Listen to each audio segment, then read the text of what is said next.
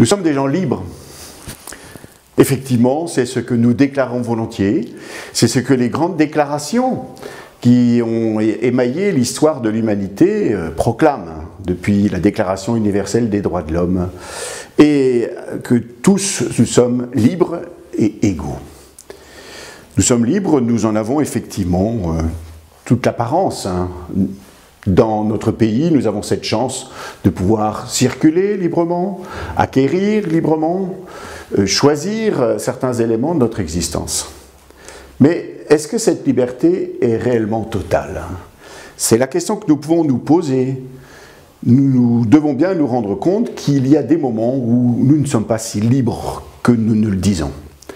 D'abord parce qu'il y a un certain nombre de contraintes qui s'imposent à nous. Par exemple, nous sommes limités forcément dans l'espace et dans le temps. Nous subissons un certain nombre de pressions directes ou indirectes.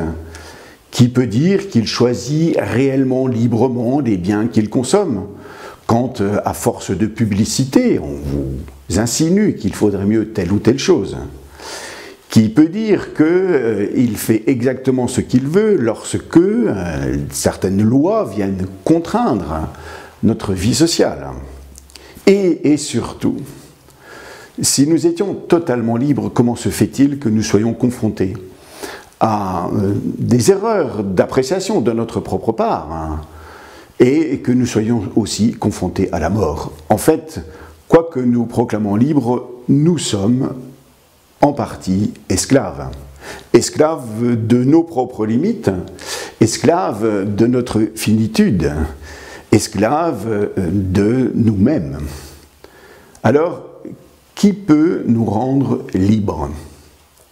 Nous avons, au cours des conférences de Carême qui ont eu lieu ici à Chaumont, réfléchi sur la rédemption, c'est-à-dire sur le prix payé par le Christ pour que nous passions de cette situation d'esclave, d'otage de nous-mêmes, à une vraie liberté. Non pas uniquement une liberté extérieure, mais bien une liberté intérieure. Une liberté qui est liée à l'amour vrai, l'amour qui nous est porté par Dieu et l'amour que nous portons en retour, parce que c'est là qu'est la pleine liberté. La vérité vous rendra libre, nous dit Jésus dans l'Évangile. Et même, la mort n'a plus le dernier mot.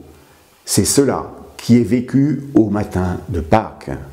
L'ultime contrainte de l'humanité se trouve dépassée dans la résurrection du Christ. Et nous rentrons alors dans la liberté des enfants de Dieu, parce que nous rentrons dans la liberté de Dieu lui-même. Nos voisins orthodoxes, nos frères orthodoxes, évoquent volontiers la déification de l'être humain, c'est-à-dire le fait que petit à petit, ils deviennent de plus en plus comme Dieu. C'est ce que nous avons vécu au jour de notre baptême. Nous avons été plongés dans la mort et la résurrection du Christ pour goûter à cette pleine liberté qui est la liberté d'aimer. Joyeuse fête de Pâques.